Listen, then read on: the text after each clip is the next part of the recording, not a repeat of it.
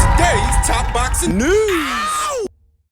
Okay, we'll start with this. It's fight week. It's fight week for Brazil's own amateur standout turned IBF champion Beatric Ferreira, who will be facing hard-nosed Uruguayan Mayra Moneo in what is Beatric's native Brazil, a homecoming fight for her. This does not appear to be a Matchroom show. Doesn't appear to be any affiliation between Matchroom or DAZN for this one, set to go down on Saturday. I checked DAZN's current schedule, and this card does not appear anywhere on it. Beatric Ferreira, 32 years old, sports a professional record of 7 wins with no losses and no draws, 2 knockouts. To Mayra Moneo, 33, who sports a professional record of 16 wins with 2 losses and no draws, 3 knockouts, having never been knocked out in 18 professional bouts. Best described as a mid-range to inside fighter, somewhat of a pressure fighter, a slugger, likes to crash the pocket and fluster the opponent with activity.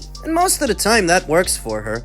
But it didn't work against Caroline Dubois, and I don't think it's going to work this weekend against Beatric Ferreira. Mayra was last in action earlier this year. In April, she's kept a steady schedule of fights since dropping a decision to Caroline Dubois in August of last year. She rebounded off that loss in December and fought one more time this past April. Currently on a 2-fight winning streak. To Beatric Ferreira, who saw action 2 times last year, and she's already seen action once this one, opposite the ring Mayra Inez Ferreira in June of this year. This upcoming fight this weekend will be Beatric's second fight of this year, and the second time that she's boxed off platform, second time that she's not boxed under the Matchroom banner, which begs the question, is Beatric Ferreira still with Matchroom? Because her last fight was not on a Matchroom show, and her next fight isn't on a Matchroom show. Gotta wonder. The fight between Beatric and Mayra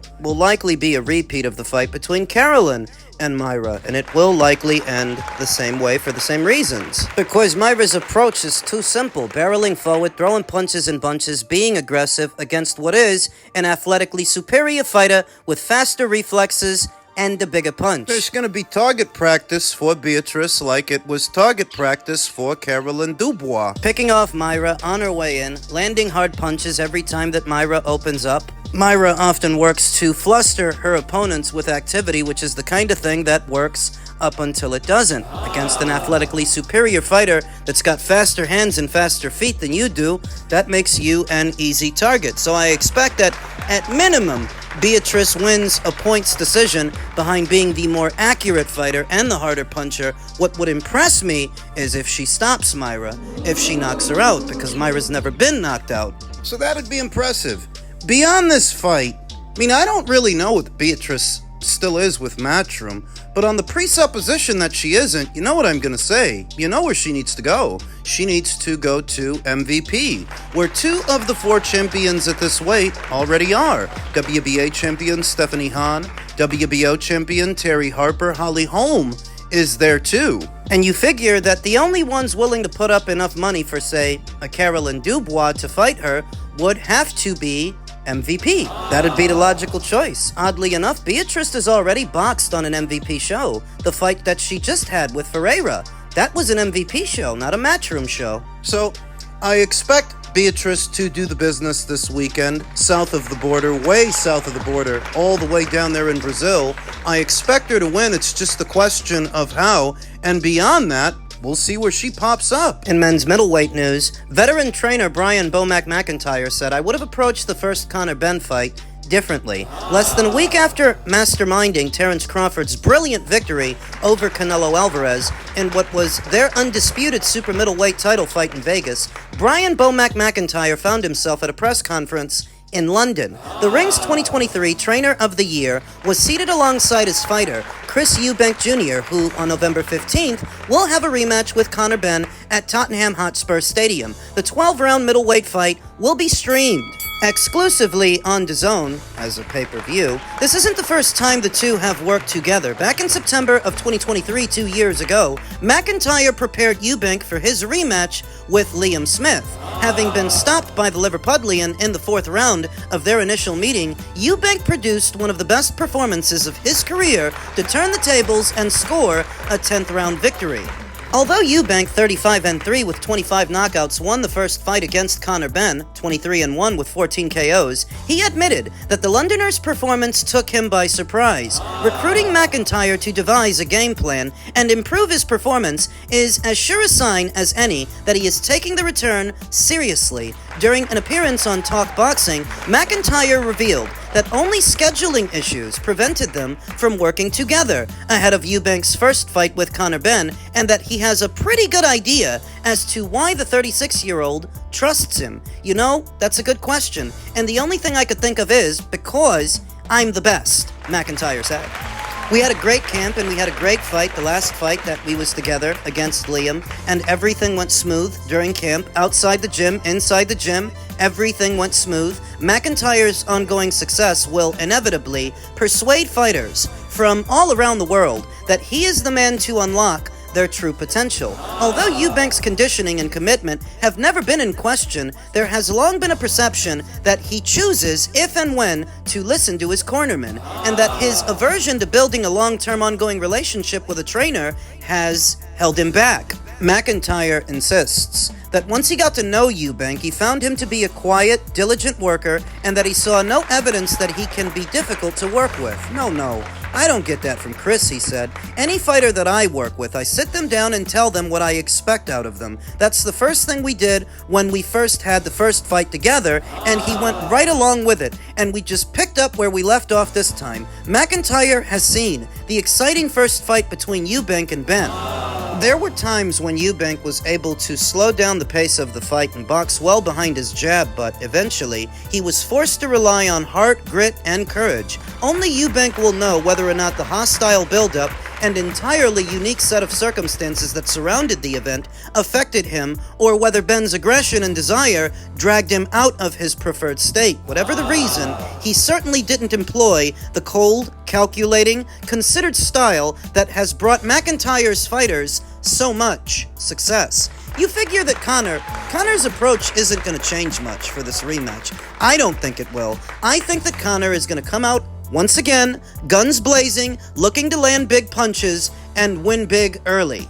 Unsurprisingly, McIntyre would have advised Eubank to adopt a different approach. Yeah, I would have. I would have approached it a little bit different, he said. As for exactly what he would change, McIntyre was predictably tight-lipped. I can't tell you that. Trade secrets. I view Bomac being back in Chris Eubank Jr.'s corner as a bit of a game changer, because up until this news broke, I felt like Conor might get Chris this time. I felt like Conor might win the second fight because of Chris's age, because getting down to 160 isn't easy for Chris, and look at how much time Chris spent moaning about having to make the weight, to the point where the BBBOC became concerned. in many ways, the weight is still a concern, according to Benn Shalom, who is representing Chris Eubank Jr. in all of this, saying, "We aren't happy with the rehydration clause, and Chris is not committed to that rehydration clause as of yet." On the predication that Chris Eubank Jr. isn't getting any younger, getting down to 160 isn't getting any easier,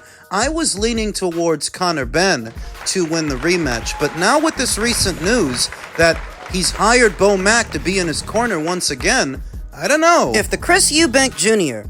that fought Liam Smith for a second time shows up, Conor Benn, he could be in trouble, because like I said, I don't expect much about Conor Benn's approach to change. Conor's not a thinker. Conor is not a boxer. He's not an X's and O's guy, a fundamentals guy. He's a bruiser. At his very best, he's a punching machine. It's not like he didn't have success in their initial meeting, because he did. For a while there, it looked like Conor's punches had more on them than Chris's, even though Chris is the bigger man and has more time at this weight. Conor's punches looked like there was more on them. Conor's punches looked harder for a while there. But this was a big step up for Conor Benn. Not just fighting somebody like Chris Eubank Jr., but moving up in weight.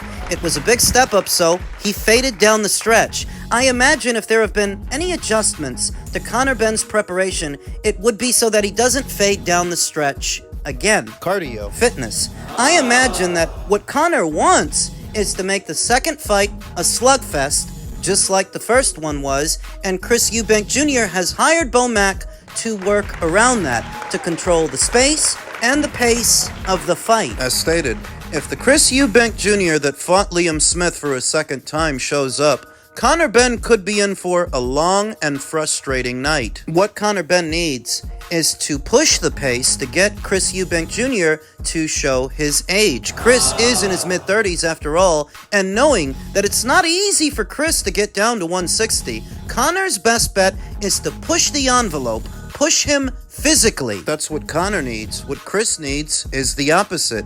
Control the pace. Keep it slow. Control the real estate. Keep Conor in front of you. Keep the jab in front of him. Upstairs at super middleweight, Christian Mabilli promises defensive adjustments for Lester the Molester Martinez. Christian Mabilli and Lester Martinez battled it out in a brutal bout and a Fight of the Year candidate earlier this month, and it appears a sequel is in store after the initial affair was ruled a split draw. The World Boxing Council has already ordered a much-desired rematch between Mabilli, the sanctioning body's super middleweight interim title holder, and Martinez after their heated encounter unfolded on the undercard of Canelo versus Crawford. Defensive adjustments for a pressure fighter like Christian look different from what you see in a pure boxer or a boxer puncher. Defensive adjustments for a pressure guy still revolve around the guy coming forward just being more responsible while he does it. Of course I'm open to a rematch. Why not, Mabilli told the ring. We'll see if we get one. Maybe it will be more crushing. Right now, I'm ready for anyone, and a big name like Canelo Alvarez or Terence Crawford,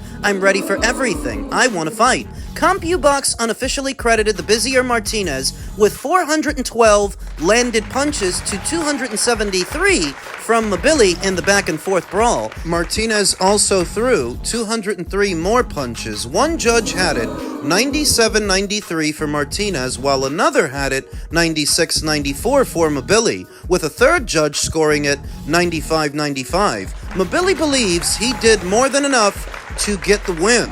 Me and my team were very surprised by the 97-93 card. Maybe they were looking at another fight. I don't know, said Mabilli. I thought I won by 2 or 3 rounds, but I'm not a judge. We threw a lot of punches, and a lot of power punches. It was a war. Maybe next I can have better defense. I think I need better defense in the rematch and better transitioning in between defense and attacking. Despite the lukewarm feeling of walking away with a draw, Mabilli now, the ring's number 3 ranked super middleweight in the world, is still standing in a solid position in the division. He is still interim champion after all. Rematch with Lester or not, he's in line to become the next WBC champion. It being that nobody expects Terence Crawford to stay at 168. He is either going to retire or move down, and whatever he does, all those titles will be redistributed, at which point Christian can pick one up. I am very happy and pleased with the fight, said Mabilli. We had the best fight of the night. It was a spectacular fight. Many people thought it would be the fight of the night, and it was. The fight went as I expected. Martinez is a very good fighter. He's powerful and has a very good chin. He's very strong and has good conditioning and was taking my power really well. Maybe the fight would have been different if we fought for 12 rounds. I think we gave all of the energy we had in every round. Another interesting tidbit. It was only 10 rounds. Normally, interim title fights are 12-round fights, whereas Lester and Christian only fought for 10. I don't think anybody in attendance or anybody watching at home would have complained if there were 2 more rounds added to that fight. I don't know why there weren't. The initial meeting was paid for by Turkey LL Sheikh. I don't know that Turkey's going to pay for a rematch. I view that as a potential hindrance. But because the rematch has been ordered by the World Boxing Council, Christian Mabilli is forced to comply. He is forced to oblige Lester for a second time, irrespective of who pays for it, if he wants to keep his interim title. And I'm pretty sure that he does. In a situation where Turkey LL Sheikh is not financing the second fight, not financing the rematch, I would imagine that Lester would have to travel to Canada, north of the border, to box on an Eye of the Tiger management show. That is Christian's promoter. Christian is co-promoted by both Eye of the Tiger and Top Rank. In that way, there is more money and more promotion behind Christian than there is behind Lester, who up until recently had been boxing on ProBox. And they've got a lot more modest budget. You imagine that negotiations commence and the fighters can't agree to a deal and ends up going to a purse bid. I would imagine that Eye of the Tiger would end up winning that purse bid and Lester would end up having to travel. And travel for a lot less money than what he just made boxing on the undercard of Canelo versus Crawford. But if Turkey doesn't pay for the fight, that is what might happen. Why wouldn't Turkey want to pay for the fight? It was amazing. One potential impediment could be scheduling. That Turkey's got 2 more cards planned for what remains of this year, one in November, headlined by David Benavidez and Anthony Yard, and another in December, headlined by Naoya Inoue and Alan David Picasso. Those undercards are all set. I don't know if there are any available slots. And the other card that he plans on doing next year, headlined by Shakur Stevenson versus Teofimo Lopez, rumor has it, that undercard is supposed to feature a lot of PBC fighters. That Turkey is the one paying for that show, but they're going to be the ones promoting it in the tri-state area. So I don't know if Mabilli versus Martinez 2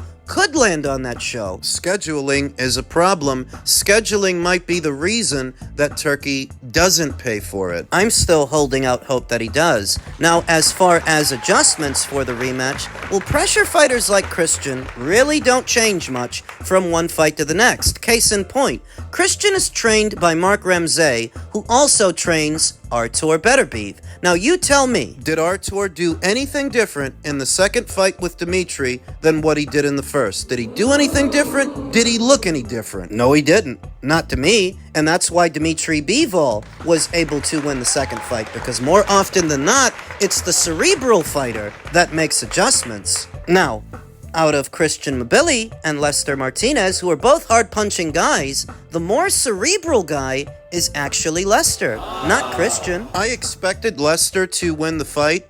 Christian Mabilli's durability and his chin, it surprised me the amount of punishment that he was able to take and still keep the pressure on. But if anybody's going to change something for the rematch, I would sooner expect it to be Lester, who's trained by Bomac, than Christian, who's trained by Mark Ramsey. My opinion, Christian's gonna go out there and do what he always does, apply pressure.